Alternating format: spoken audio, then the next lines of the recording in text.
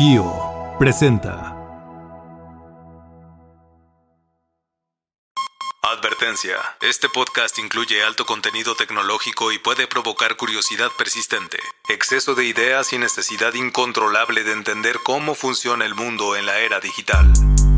Dos tecnófagos, humanos probablemente, mastican por ti lo último en innovación y esas tendencias tecnológicas que todos repiten, pero pocos entienden. Bienvenidos a Tecnófagos, devoradores de tecnología. Un espacio para saborear y entender la tecnología. Bienvenidos a Tecnófagos, devoradores de tecnología. El día de hoy hablaremos de una mirada de metal, porque vamos a hablar de la mezcla del indio y el galio que crea una pupila de metal líquido que, pues mejora su forma y tamaño en tiempo real, como lo haría una mirada humana, y eso tiene muchas implicaciones. Ya les vamos a platicar de ello. Vamos a hablar de la fusión 3.0, que pues es la nueva iteración de la web, y esto ocurre con transacciones interdimensionales. Es una locura. Y vamos a hablar de que fue un cowboy volador. Sí, ese fue el que dio el pitazo de un dron de vigilancia de Estados Unidos, el que ayudó a ubicar al Mencho. Así que no se pueden perder de este nuevo episodio de Tecnófagos, devoradores de tecnología, que inicia ahora. Para abrir la mente, la entrada de hoy. Muy bien, pues ya di el menú. Ya vieron que está apetitoso, jugoso y todo eso que termina en oso. Y está listo para ser devorado por sus amigos los tecnófagos. Uno de ellos soy yo, soy Ricardo Maza, estoy a sus órdenes, y básicamente lo que hago en este podcast es extraer información de una persona muy interesante que ustedes conocen muy bien, que es mi querido amigo y experto en tecnología, que es el señor Bernardo González, que nos honra con su presencia. ¿Cómo estás, mi querido Bernie? ¿Cómo te va? Muy bien, pues muy contento con esta calurosa bienvenida que me haces, y me da mucho gusto las notas que acabas de mencionar, porque ahora sí están surtidas. Tenemos ahí elementos físicos, químicos, con estas cosas que a mí me fascinan. Me parece sorprendente lo que todavía falta por desarrollarse, por entender de cómo funcionan las cosas en el universo. Luego, una que a mí particularmente me encanta, esto de la web espacial, con todo lo que está sucediendo con los robots y todo lo que sin lugar a dudas será la siguiente iteración de la inteligencia artificial.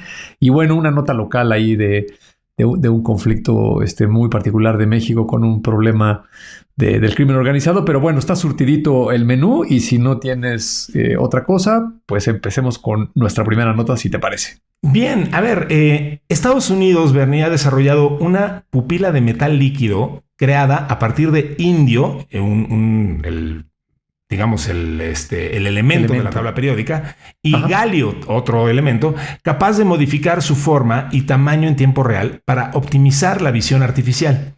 Este avance, que fue publicado en Science Robotics y fue desarrollado por investigadores del Departamento de Ciencias Físicas Aplicadas de la UNC Chapel Hill, la Universidad de North Carolina, abre la puerta a sistemas con supervisión avanzada para robótica y vehículos autónomos. El nuevo sistema bioinspirado cambia de forma en milisegundos, como lo hacen los ojos animales, para proteger el sensor y mantener la visión en condiciones extremas de luz y contraste. Dice Kun Liang, que es el autor principal del trabajo: nuestro objetivo era construir un sistema de visión artificial que no dependa solo del software para corregir imágenes después, sino que se adapte físicamente en tiempo real como lo hace un ojo. La clave del sistema reside en una aleación de galio e indio que permanece en estado líquido y cambia de forma al recibir señales eléctricas. Cuando la luz es intensa, el material se expande y reduce la apertura. En condiciones de baja luminosidad, se contrae para permitir mayor entrada de luz. A diferencia de las cámaras tradicionales, que corrigen la sobreexposición mediante procesamiento digital, este dispositivo actúa a nivel físico antes de que la imagen sea tratada por algoritmos. El sistema integra una retina artificial con forma de cúpula en lugar de un sensor plano convencional. Esta geometría permite alcanzar un campo de visión aproximado de 108 grados, lo que amplía la capacidad de captación sin recurrir a múltiples lentes o cámaras adicionales. ¿Por qué importa esto? Y por ejemplo, ¿qué implicación tiene para los coches autónomos? Las transiciones de luz siguen siendo un problema, Bernie. Los sistemas actuales dependen de ajustes automáticos de exposición, que aunque son muy rápidos, pues no son instantáneos. Es una pupila que se deforma físicamente, introduce entonces un sistema de protección prácticamente inmediato. El sensor no recibe el golpe de luz directa y mantiene la capacidad de identificar estos obstáculos. Entonces, en un escenario real, esa diferencia de milisegundos pues, puede marcar la frontera entre detectar algo temprano y un error crítico mortal potencialmente. Este tipo de tecnología apunta a una tendencia más amplia en robótica, la inteligencia material, un término bien interesante. Parte de la adaptación ya no depende del software central, sino del comportamiento físico del propio dispositivo. Entonces, estamos experimentando con algo que se inspira en la biodiversidad, que se inspira en lo biológico, se adapta con esta tecnología de inteligencia material y tiene implicaciones, pues obviamente, para cosas que utilizamos todos los días. Muy, muy, muy interesante. Absolutamente. Fíjate que la visión de la computación, la visión electrónica, es un factor tremendamente importante con todo lo que viene hacia adelante. Déjame llamarlo o englobarlo como robótica, ¿no? Estos robots humanoides que estamos viendo ahora, los vehículos autónomos, que no solamente son los coches que conducimos nosotros, sino hay vehículos de todo tipo, ¿no? Imagínate estos tractores en el sector agrícola, que ya también son autónomos para estar haciendo los arados, para depositar las semillas, no se diga la maquinaria que se encarga de recolectar frutos o el trigo, toda esta maquinaria poco a poco está evolucionando a ser autónoma. Si te vas a otro sector de la industria como la minería, pues son lugares que por lo general están en, digamos, zonas muy aisladas de las ciudades o de poblaciones, y entonces ahí libremente estos camiones enormes de volteo que tienen unas dimensiones descomunales, con estas grúas, excavadoras y toda esa maquinaria, igual en la actualidad se encuentra muy automatizada con algoritmos y ya la gran mayoría son autónomos, ¿no? Los drones que vemos en las ciudades de todo tipo, los drones militares que hablamos en el episodio anterior y toda esa tecnología de aviones, etcétera, pues te darás cuenta muy rápidamente que la categoría de vehículos pues es tremendamente importante. Y luego no se diga en la industria o en las oficinas o en el hogar, pues un sinnúmero de robots que lo que hemos visto hasta ahora, el más sorprendente fue el festival del Año Nuevo Chino. Sí, que lo también comentamos hace un par de semanas, que fue espectacular, ¿no? Sí. Espectacular. Y por supuesto que estos robots tienen que ver, ¿no? Entonces, el factor de la cámara y captar esas imágenes e interpretar las imágenes, pues lo que estamos viendo del lado de estas herramientas y estos modelos de inteligencia artificial es tremendamente potente. Yo, por ejemplo, uso mucho Google, esta herramienta que se llama Nano Banana, y es muy sorprendente, pero todos los modelos tienen su variante de generador de imágenes. Y luego tú por ahí en un grupo compartiste un video de Snoop Dogg, si no me equivoco, el artista. Exacto, de un modelo, no me acuerdo si era uno de estos asiáticos. Skydance. Exacto, de ByteDance, de la compañía ByteDance, que se llama Skydance. Y hay otro modelo que se llama Kimi, también asiático. En fin, es muy claro que toda la parte gráfica, visual, hago énfasis en esa parte, es tremendamente relevante para la evolución. Y entonces déjame hacer un paréntesis para explicar un poco en dónde está lo interesante de estos elementos que sean tan maleables, lo que nos acabas de explicar. Sí. Resulta que en el campo de la fotografía, a la gente que le guste y tenga un poco de edad y haya usado una cámara de estas reflex que tienen estos cuerpos de óptica, pues hay tres conceptos muy relevantes, que es la apertura del diafragma. Correcto. Y justo el diafragma lo que controla es la entrada de la luz. Si estás en un día soleado y le abres todo el diafragma, pues se va a quemar la película, ¿no? Incluso si usaras una cámara como la de un teléfono que es totalmente electrónico, y tomaras una foto muy rápida, digamos un teléfono no muy sofisticado, pues es probable que la imagen salga muy, muy blanca, ¿no? El segundo concepto es el enfoque, que todo el que ha tenido una de estas cámaras en sus manos, pues ha experimentado con el cuerpo, que lo giras hacia un lado o hacia el otro y con eso enfocas o desenfocas, ¿no? Y por supuesto los zooms, ¿no? Que a través de una serie de lentes ópticos lo que tratas de hacer es contraerlo o expandirlo para alejar o acercar el objetivo. Pero todo esto es muy mecánico y muy relacionado con la óptica. Ahora, ¿qué sucedió sobre todo con el desarrollo tremendo de los dispositivos móviles, particularmente de los teléfonos, que se creó otro concepto en la industria que se llama fotografía computacional, donde los cuerpos físicos que captan la luz, digamos lo que le llamamos la cámara, pues son muy, muy pequeños y prácticamente no tienen piezas mecánicas, ¿no? Hay unas excepciones para el enfoque que tienen un electroimán microscópico y literalmente puede mover el lente unas micras para jugar con el enfoque, ¿no? Con cierto enfoque, sí. Exacto, con pero... cierto zoom. Un zoom mecánico muy, muy, muy pequeño, pero significativo. Exacto, pero es tremendamente pequeño y por lo tanto limitado, ¿no? Entonces, ¿cómo juega la electrónica de estos chips con esas cámaras? Pues principalmente con software. Aquí la fuerza está en los algoritmos.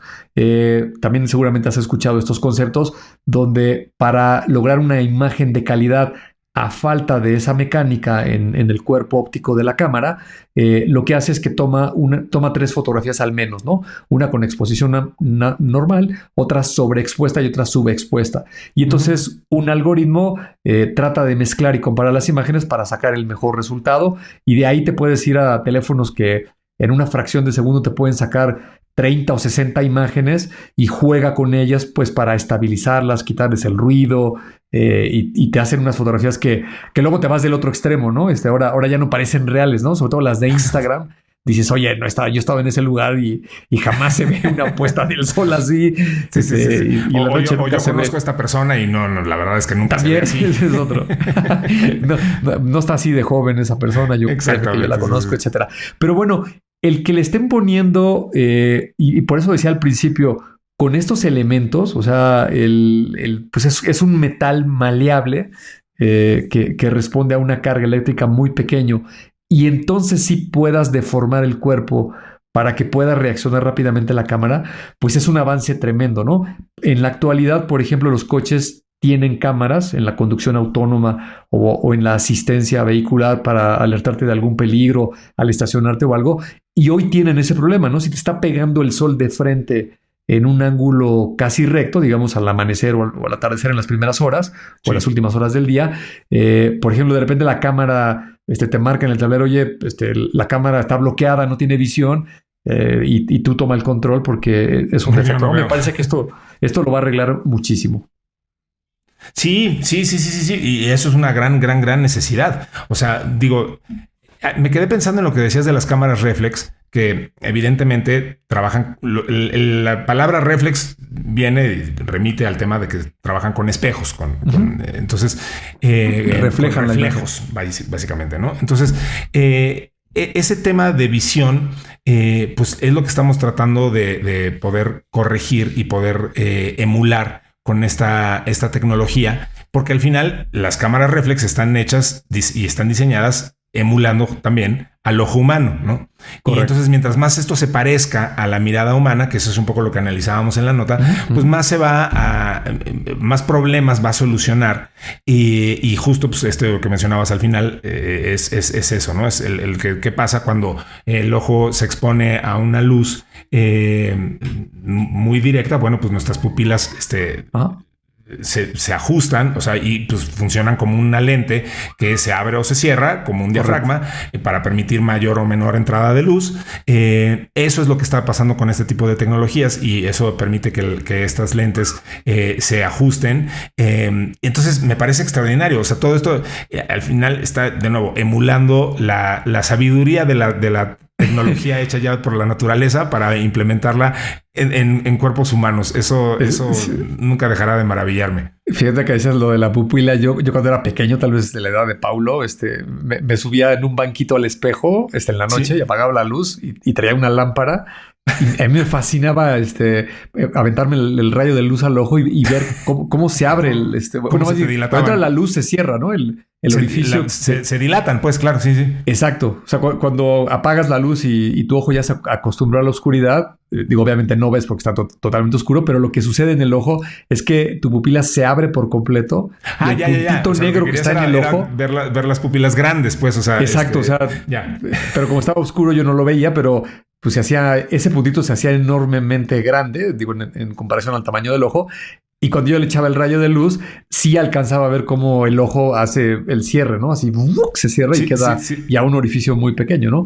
Eso es exactamente lo que se está tratando de hacer con estos nuevos materiales en el cuerpo de la cámara para que la reacción como tal, como lo explicaste, ¿no? Sea en unos milisegundos y entonces toda la magia del software y el vehículo autónomo, robot o lo que sea, pues pueda reaccionar de la manera correcta en la situación en la que se encuentre, ¿no?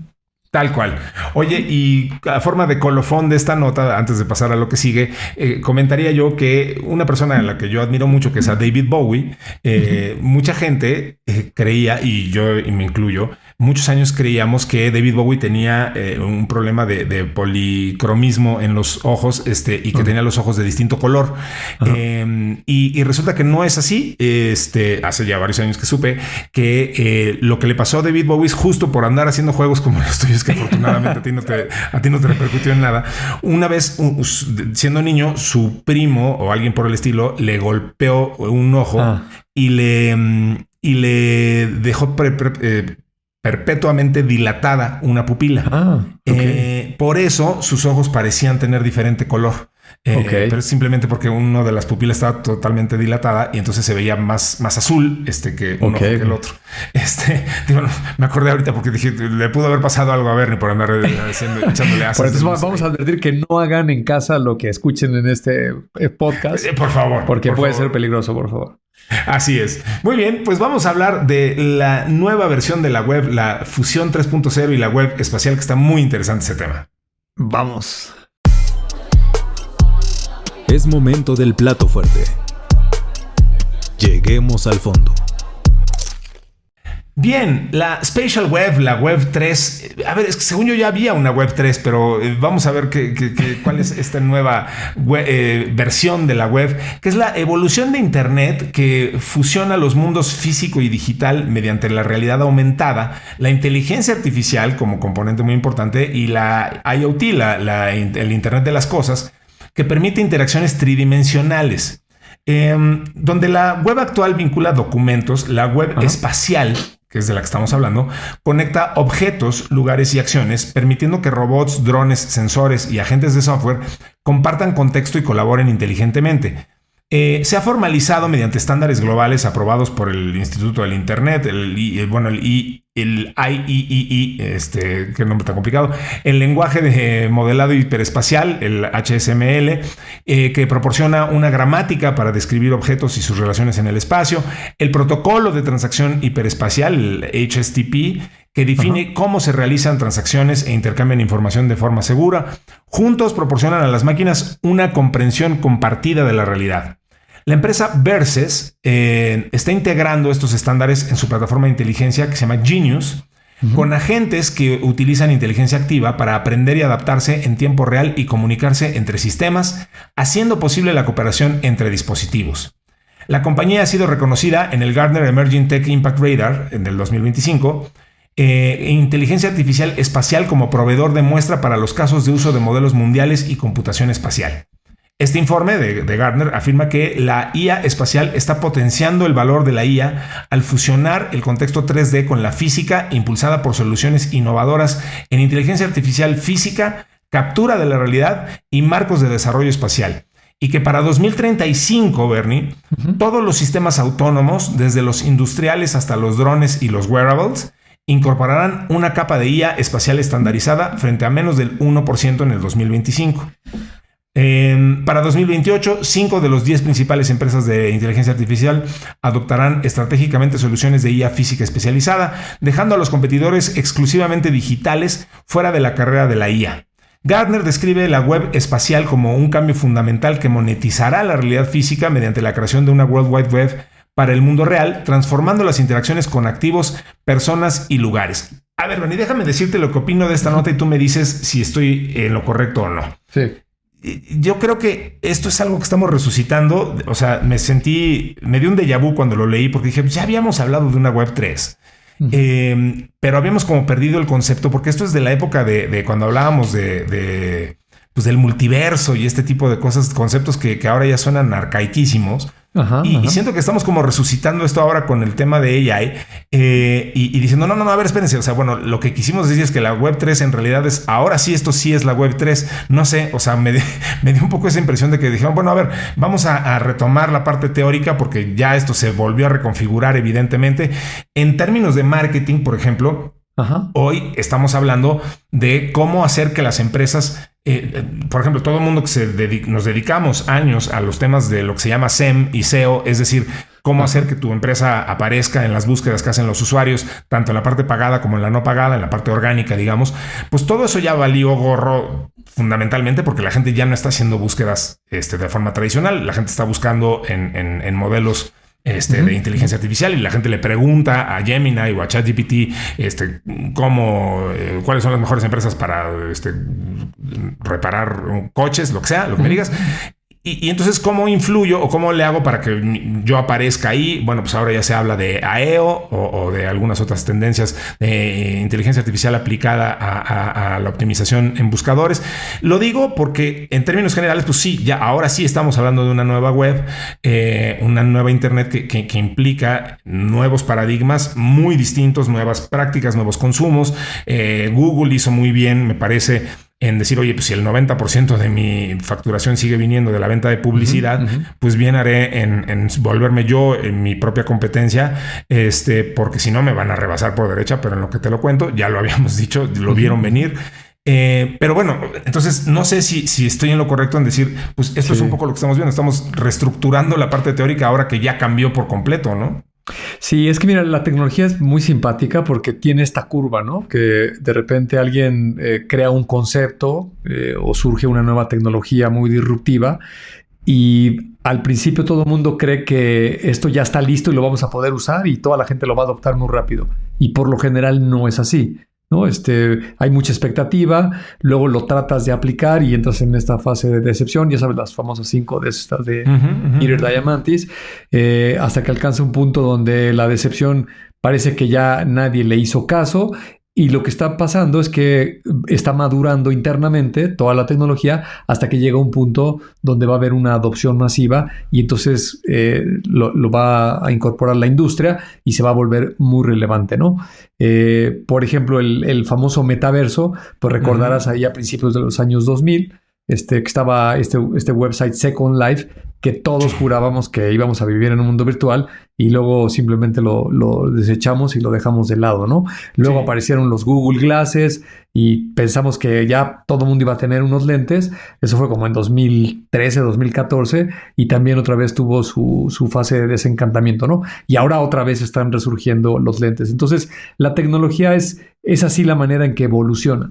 Entonces, a mí lo que me gusta de esta nota, como dije al principio, el hecho de que ya sea un estándar y que una firma como Gartner esté ya haciendo proyecciones de cómo se va a mover la industria a la vuelta de la esquina, la década siguiente, 2030, nos habla un poco de cómo se va a ir configurando el mundo. Y yo he dicho muchas veces esta frase que me siento muy afortunado de estar vivo en esta época, porque creo que están convergiendo varias tecnologías que van a poner las cosas de una manera muy interesante, ¿no? En la nota pasada ya cubrimos el tema de los robots y los vehículos autónomos, pues están aquí y estamos viendo cómo a pasos agigantados están penetrando en la industria. Sí. El uso de la inteligencia artificial, estos modelos de software, los chats, ahora los agentes que empiezan, te deja ver que va a haber una evolución muy potente.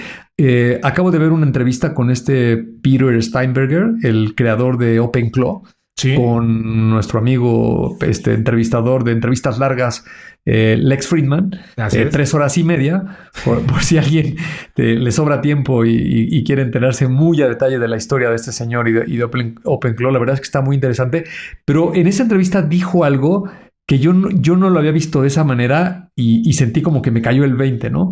De repente dijo, mira, esto de agentic y desarrollar agentes, pues no lo inventé yo. Venimos hablando de eso desde hace mucho tiempo. Dice, lo que pasa es que ninguna tecnológica había dado el salto para que quitaras las interfaces, para que desapareciera la interfaz gráfica. Porque es un movimiento muy arriesgado, ¿no? Es como lo que le pasó a Google con la propia inteligencia artificial. ¿Por qué Google, si era la empresa más potente, con Demis Hassabis, había comprado al creador de Alpha Zero y todas estas cuestiones y todo lo que venía desarrollando, pues hubiera sido muy natural que ellos hubieran sacado un ChatGPT, ¿no? Sí. Pero no lo hicieron. ¿Por qué? Porque son jugadas muy arriesgadas para estas compañías, ¿no? Y el chiste del comentario de este señor es que dice, mira, yo como veo los agentes es que son sin interfaz. Y mientras lo estaba escuchando me empecé a imaginar nuestro multicitado película, la película de Her, Sí. donde, que fíjate, ya me dieron ganas de volverla a ver para revisitar estos conceptos ahora en 2026.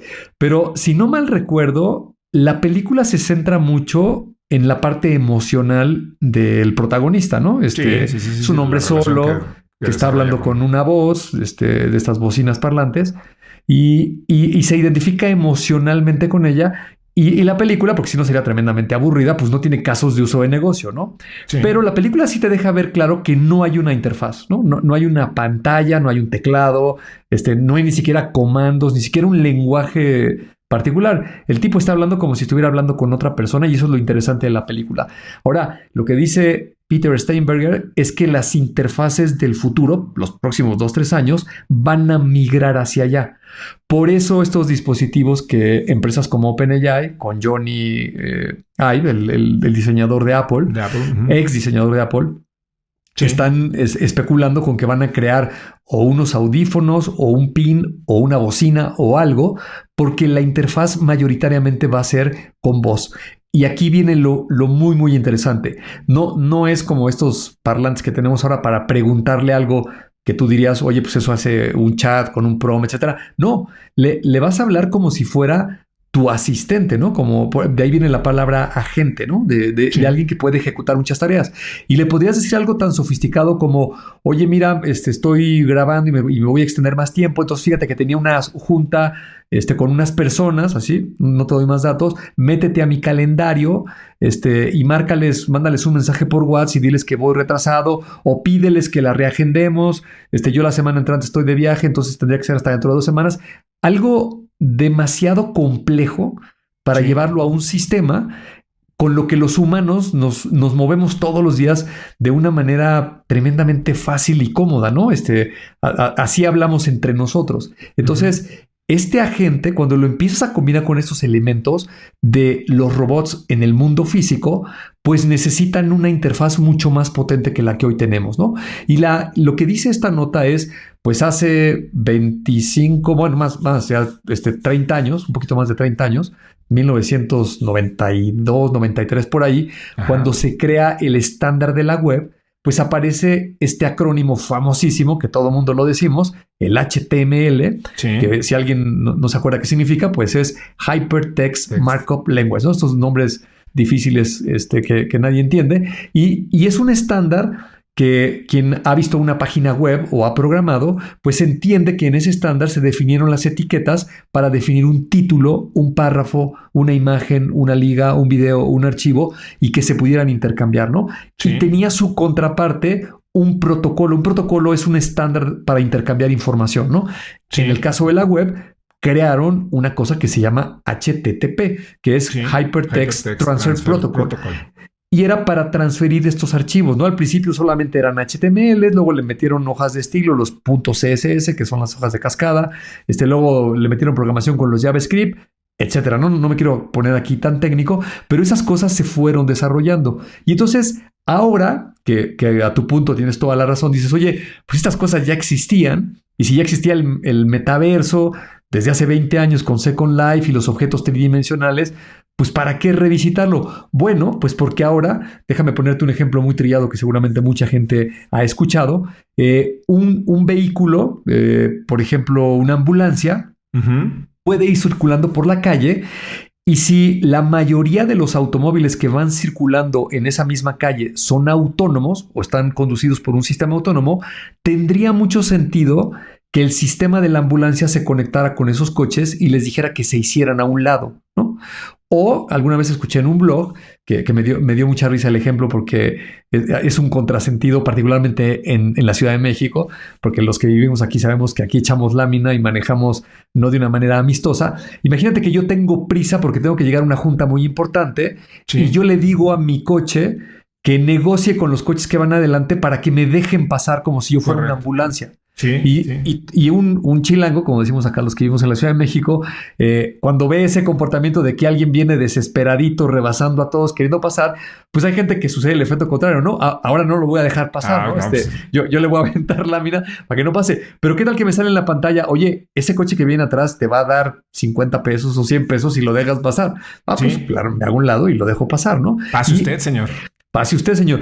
Y eso no es una idea descabellada, es un concepto de la industria que se llama un protocolo de machine to machine. Las máquinas van a empezar a hablar con otras máquinas y van a tener protocolos de negociación y de intercambio de información. Entonces, imaginando un poquito lo que va a suceder a futuro cuando esto agarre escala, pues esos robots, esos drones, esos vehículos, el humanoide que esté en nuestra casa, etcétera, pues va a necesitar comunicarse con otras máquinas. Pueden ser estáticas, se puede querer comunicar con la pluma de la entrada a tu fraccionamiento, y con las luces de tu casa.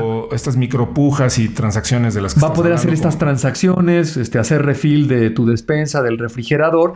Es muy importante la ubicación, es muy importante que deje un log, una bitácora de qué está haciendo. En fin, tiene mucho sentido que se defina esto que acabas de leer en la nota, ¿no? Ahora en vez de HTML, que va para el texto, ahora se llama Hyperspace Modeling Language, ¿no? Y en vez de un título, párrafo y el link y la imagen, etcétera, acá es muy importante dónde está la posición del objeto en el espacio, hacia dónde está orientado, qué escala tiene, se está desplazando, a qué velocidad, en qué dirección. Qué interacciones tiene, cuáles son las intenciones, ¿no? Por ejemplo, en la aeronáutica, los aviones, los vehículos que se mueven en el aire, es muy importante en las comunicaciones saber las intenciones del piloto, ¿no? Estás cruzando por aquí, o vienes en descenso porque quieres aterrizar, o vas en ascenso porque estás despegando y te vas a ir a una ruta. Imagínate cuando haya muchos aparatos moviéndose por todos lados, interactuando y comunicándose. Tiene muchísimo sentido crear estos protocolos para el intercambio de información y para negociar y para transaccionar. Y para terminar, déjame decirte que cuando juntas todas estas piezas, pues tienes por un lado agentes de inteligencia artificial. Nos guste o no, una parte vamos a interactuar con estas interfaces en una especie de metaverso. Va a haber un montón de robots. Y vamos a empezar a revisitar algo que también ha perdido mucha relevancia en los medios, que son todas las criptomonedas, los activos digitales. Porque para poder negociar y hacer estas cuestiones, pues si te digo, mi coche le dice al tuyo que te hagas a un lado y te doy 100 pesos, pues no te los voy a sacar por la ventanilla, ¿no? Va a ser una transacción electrónica y desafortunadamente, pues no va a ser con un sistema financiero como el que conocemos hoy de, pues pásame tu clave interbancaria o tu código. Dime a dónde te deposito. ¿No? Dime a dónde te deposito. Pues no, la velocidad no alcanza, ¿no? Esto va a suceder demasiado rápido. Y ahí va a tener muchísimo sentido y vas a ver cómo va a resurgir este concepto de los assets digitales y muchas otras cosas que seguramente van a ser fantásticas. Sin duda que sí, va a ser, cuando menos va a ser muy divertido y siempre lo decimos, ¿no? Nos están tocando épocas divertidas donde estamos teniendo que establecer reglas, nuevos protocolos, nuevas etiquetas y transferencias y pues eso es muy, muy, muy, muy emocionante.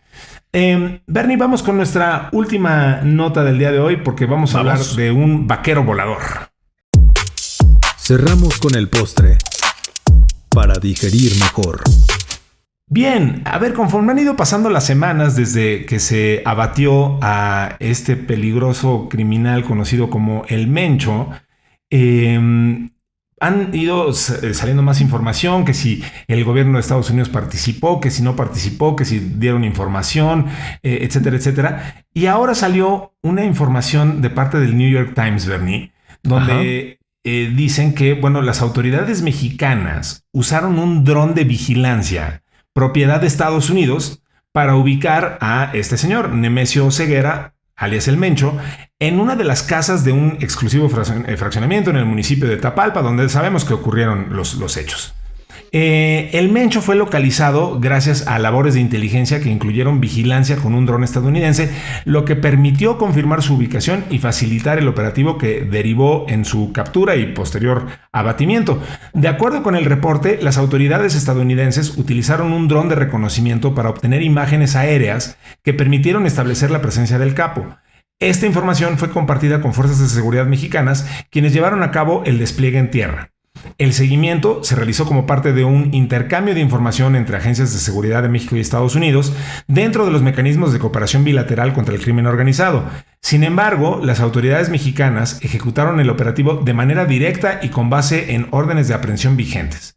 Según la investigación periodística, Oseguera Cervantes, o sea el Mencho, se habría desplazado a esa región para visitar a familiares, lo que facilitó su ubicación tras varios días de labores de inteligencia aérea. Una vez confirmada su presencia, se activó el operativo de captura que culminó en un enfrentamiento con fuerzas federales. El caso evidencia el uso de tecnología avanzada de vigilancia en operaciones contra líderes del narcotráfico, así como el nivel de colaboración entre ambos países. Bla, bla, bla, esto ya suena más a este protocolo de... El tema generó debate entre los alcances de la cooperación internacional en materia de seguridad, así como sobre el uso de drones y tal. Bueno, en fin, Bernie, el punto es que este dron es el que arrojó información sobre dónde estaba este señor y ya esto ya desató algo que nunca vamos a saber cómo estuvo realmente la historia, si realmente el gobierno mexicano sí lo estaba buscando, si Estados Unidos presionó o no, eso ya es harina de otro costal. Pero decíamos en el episodio anterior que así fue también como se capturó y se abatió también al ayatolá iraní. Entonces, pues digo, para los conspiranoides esto es oro puro, porque te dicen, bueno, a ver, todos estamos siendo vigilados y en el momento en el que alguien con el suficiente poder y la suficiente poder de decisión dice captúrenlo o échenselo, pues ya nada más es cuestión de decir, sí, mira, pues sabemos perfectamente dónde están. Lo hemos platicado, por ejemplo, en el caso de China, donde saben perfectamente dónde están todos sus ciudadanos, por muchos miles de millones que sean, y lo saben también el gobierno, lo sabe sobre todo las personas de interés, como puede ser un ayatolá de un país que está confrontando a Estados Unidos o un capo de la mafia, ¿no? Es muy interesante que pues sí, ya vivimos en una época donde vía satelital, vía dron, vía telecomunicaciones o lo que sea, pero pues es impresionante pensar la cantidad de veces que, ni tú ni yo somos ni ayatolas ni líderes de ningún capo, de ningún cartel de drogas, pero ¿cuántas veces crees que apareces en un video de vigilancia, en un video de un dron o en un cualquier otro dispositivo de vigilancia? ¿Cuántas veces crees que se te escuches o aparezcas simplemente en cualquier dispositivo de seguridad a lo largo del día, en un día común donde simplemente sales a pasear a tu perro, ¿no? O sea, ya es muy difícil que hoy en día pudieras realmente decir estoy off the grid y no estoy siendo vigilado, o cuando menos alguien me está echando el ojo en algún momento. Me parece difícil pensar en qué circunstancias tendrías que estar para verdaderamente estar siendo ignorado por todo el sistema de la Matrix, ¿no? Sí, absolutamente. Fíjate, me gustaría regresar a ese punto, para que no se me olvide primero dar los datos técnicos del dron y de esta captura. Pero luego sí quiero regresar a esto porque es un poco como lo del uso de los modelos de inteligencia artificial por parte del Departamento de Defensa de Estados Unidos que comentamos en el episodio anterior. Aquí creo que también hay un sesgo mucho motivado por la desinformación y sobre todo por estos grandes titulares que buscan el amarillismo y el sensacionalismo y que la gente le dé más clic a las cosas en redes sociales. Pero es un aspecto bien interesante que lo hemos comentado, por ejemplo, en el uso de la vigilancia en China, ¿no? Entonces, recuérdamelo. Pero bueno, regresando a esta nota de la captura de este criminal, este narcotraficante, y haciendo la aclaración que este es un podcast de tecnología, aquí no nos metemos en temas ni políticos ni de teorías de la conspiración, ¿vale? Aquí lo que hacemos es reseñar tecnología en torno a noticias que van sucediendo todos los días. Entonces, este dron, para que se den una idea, no es como el que tienen ustedes en su casa, un DJI, que se vuelan a control remoto. Estamos hablando de un avión militar de gran envergadura, ¿no? De varios metros de largo sus alas, con un enorme fuselaje y que viene armado, ¿no? Trae ametralladoras y trae bombas. Esos drones gris, yo les llamaría más como un avión autónomo, es de los que estamos hablando, ¿no? La nota no tiene claro si fue la del New York Times, a la que hace referencia, si es un dron MQ-9 Reaper o se trató de un RQ-4 Global Hawk. Creen que fue uno de esos dos drones, los pueden buscar en internet y pueden ver ahí las fotos para que se den una idea de qué tipo de dron, ¿no? Sin meternos en especulación, yo creo que es una misión norteamericana en colaboración con el ejército mexicano y el gobierno mexicano para ubicar a esta persona, ¿no? Sí. Pero lo interesante de la nota es la tecnología que trae ese dron. Para empezar, este dron no vuela a cielo raso, así que uno lo podría ver por la ventana. Vuela a 50,000 pies de altura. Si recuerdan o le han puesto atención al piloto cuando da las instrucciones, cuando toman un vuelo comercial, pues los aviones comerciales vuelan entre 30,000 y 40,000 pies de altura, ¿no? Bueno, este dron vuela a 50,000. Es muy difícil de ubicarlo visualmente, así volteando al cielo. Prácticamente no lo ves, tendrás que tener unos binoculares y menos lo vas a escuchar, ¿no? Pero la tecnología que trae es muy potente para tomar fotografías de gran resolución en la superficie y también tiene unos sensores muy, muy sensibles para identificar cualquier tipo de radiofrecuencia o señal electromagnética. Entonces, normalmente este tipo de criminales están en este tipo de lugares que pues son boscosos en la montaña, donde la densidad urbana de edificios y casas es poca, y entonces pues por ahí están camuflajeados pues para tratar de que cuando se muevan, lo que dijiste, ¿no? Si anduvieran en una ciudad, en el centro de la ciudad, pues hay cámaras por todos lados, ¿no? No solo del gobierno, sino hoy en día casi cada casa, cada establecimiento tiene sus propias cámaras. Y cualquier ciudadano de cualquier ciudad del mundo que salga a pasear el perro o a comprar algo a la tienda, pues aunque hayas ido en 2 y 3 minutos, fuiste captado por una gran cantidad de cámaras y estás en video y en un montón de fotografías, ¿no? ¿Te puedo dar un par de datos respecto a eso? Sí.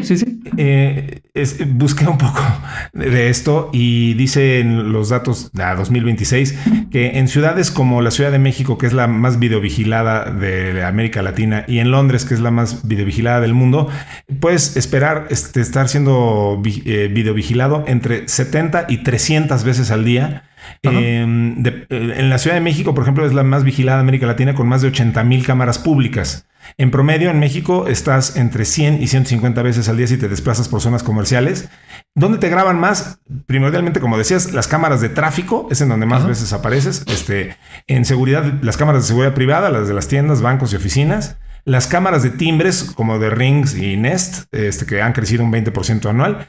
Y finalmente las de drones y smartphones. Entonces, entre 70 y hasta 300 veces al día puedes aparecer en una grabación en un día normal. Eso, insisto, sin ser una persona de interés, ¿no? Absolutamente. Y ahorita voy a regresar a ese tema de esto de la vigilancia. Pero para terminar con la tecnología del dron, lo que dice ahí es que es una tecnología muy sofisticada de estos sensores y que están captando estas señales. Entonces, con que este individuo, el mencho, o alguien del cuerpo de seguridad, porque seguramente tenía muchas personas que lo cuidaban, o trabajadores de su casa, porque obviamente es de esperarse que tiene chofer, cocinero, quien le haga la limpieza, el de la alberca, el jardinero, etcétera, etcétera, y sus propios familiares o amigos que anden por ahí, pues es muy difícil que le digas a todo el mundo, oigan, apaguen los celulares, no vayan a traer un reloj, no tengan ningún dispositivo que pueda generar una señal, pues porque es una persona que es de esperarse que la estén vigilando o la estén buscando, ¿no? Entonces, para hacer la historia corta, este dron a esa gran altitud, con ciertos elementos, ubicó con una gran probabilidad que ahí estaba este señor. Y entonces, para terminar este comentario de esta parte, lo voy a relacionar con lo que dijimos en el episodio pasado, ¿no? Y es una suposición totalmente que se me está ocurriendo en este momento. Si esta captura hubiera sucedido hace 30 años, es posible que hubiera habido una balacera y a lo mejor este señor se hubiera subido a su vehículo y hubiera tratado de escapar y lo hubieran perseguido y hubiera habido un tiroteo y a lo mejor hubiera salido alguien de la población civil herida y se hubiera armado ahí un zafarrancho o explosiones, o yo creo, ¿no? Aquí fue como la captura de Maduro, ¿no? Tenían demasiada inteligencia, sabían perfectamente en dónde estaba. Lo que mencionaba la vez pasada de Israel, cuando mata a estos líderes de terroristas, es un edificio de muchos pisos y sabe en qué departamento y en qué habitación está esa persona, y un bombardero dispara un solo misil que entra en esa habitación, explota y obviamente lo priva de la vida a esa persona, pero prácticamente no causa ningún daño a los departamentos de alrededor, ni a los de arriba, ni a los de abajo, ni a ningún otro lado, ¿no? Es un ataque quirúrgico totalmente dirigido a una persona que trata de minimizar el daño colateral, que obviamente englobado en lo terrible y malo de todos estos asuntos de fondo, pues que la tecnología ayude a que sea con el menor impacto posible, pues me parece que es algo bastante positivo, ¿no? Ahora sí, hablar de este tema de la videovigilancia. Fíjate que hay un TED Talk de hace muchísimos años, yo creo que tiene unos 15 años fácilmente, de una persona que por ociosidad le pidió a su compañía telefónica que le entregara el archivo log, la bitácora, de las antenas por donde él iba moviéndose cuando tenía prendido su celular. Y resulta que es algo que usan todos los teléfonos celulares, porque desde el momento que tú como individuo prendes tu celular y hay señal, eso quiere decir que al menos 2 o 3 antenas cerca de ti están intercambiando información todo el tiempo. Y vamos a hablar solamente de voz, no de datos. Un teléfono, para hablar con voz, tiene que estar enviando y recibiendo estas señales, pues para saber qué tan cerca estás de la antena, la calidad, la intensidad. Y resulta que esas compañías, si tú no apagas el teléfono nunca, pues acaban sabiendo las 24 horas del día con una gran precisión de algunos metros por dónde te andas moviendo, ¿no? Ahora, si te vas al tema de que tengo un plan de datos, ahí la cosa se hace más sofisticada, porque además de las antenas de las compañías celulares, tienes de apoyo los Wi-Fi y ahora otros dispositivos, ¿no? Quien conoce un poco el concepto de los tags o el AirTag de Apple, que hay muchas marcas, funciona precisamente triangulándose de cualquier dispositivo que tenga algún tipo de conexión, ¿no? Bluetooth, Wi-Fi, celular o lo que sea, y se va encadenando uno con otro para tratar de determinar una ubicación. Y luego el dato que nos acabas de dar, ¿no? De las famosas cámaras. Entonces, digamos que una persona común y corriente como tú y como yo, que tienes un automóvil que tiene una de estas cámaras, que pones tu teléfono ahí y le prendes el Google Maps o el Waze, y digamos que tomas el segundo piso o la carretera y pasas por estas autopistas de cobro que tienen un lector, que traes tu tarjeta, que cuando sales de tu fraccionamiento pones tu tarjeta o tu coche tiene en el parabrisas uno de estos lectores para que se abra la pluma, y llegas a tu oficina y sacas el gafete y te paras en una cafetería a comprarte un café y pagas con la tarjeta de crédito. Entonces, además de todas las cámaras que te están grabando y fotografiando, pues estás dejando una huella digital todo el día por todas partes, que es prácticamente imposible que alguien se pierda o no puedas ubicar a alguien, ¿no? Eso es una realidad de vivir en el siglo XXI, en el año 2026, prácticamente en cualquier ciudad del mundo. Ahora, me encanta el ejemplo de China, ¿no? China tiene una población de 1.400 millones de seres humanos, y cualquier chino puede ser sujeto a ser observado, como lo acabo de describir, igual que cualquier mexicano, peruano, argentino, sueco, el que tú me digas, ¿no? Ahora, a Bernardo González, ¿alguien lo está observando y analizando todos los días en la Secretaría de la Defensa? Espero que no. O en la Secretaría de Marina, yo me imagino que no. O sea, no he dado ningún motivo para que... Y de la Secretaría de Administración Tributaria, espero que tampoco. Tampoco, no, menos. No, yo con todas estas cosas, ya sabes que dead and taxes, hay que estar alineados. Si eres un ciudadano responsable y pagas tus impuestos, no estás metido en ninguna actividad ilícita, y te portas bien, digo, portarte bien no es que seas un santo, sino no hagas nada ilegal, pero te puedes ir de fiesta, puedes tener amigos, el hobby que quieras, lo que se te ocurra, pero no cruces la ilegalidad, que des motivos para que alguien te empiece a buscar o a querer analizar. Toda esa gran cantidad de rastros digitales que existen, me atrevería yo a decir que son para un fin positivo, ¿no? Imagínate que un día me doy un golpe en la cabeza y pierdo la memoria y ya no sé regresar a mi casa, pues alguien va a poder empezar a mi familia a buscarme y gracias a esas cámaras y a todo ese rastro, pues podrán ubicarme por dónde estoy, ¿no? Sí. Algo más feo, más lamentable cuando a alguien lo privan de su libertad por dinero, un secuestro, este tipo de cosas, o algún otro, te robaron, asaltado, una de estas cuestiones. Igual, ¿no? Si te están buscando tu familia, pues todo esto ayuda muchísimo para que te ubiquen rapidísimo, ¿no? Ahora, totalmente. Dicho eso, si eres una persona, el criminal más buscado del narcotráfico en este país, pues sí es de esperarse que te van a aplicar la tecnología más sofisticada y te van a encontrar. Es un factor de tiempo, ¿no? En qué momento te encuentren y pues vas a tener que pagar las cuentas de lo que debas por ahí.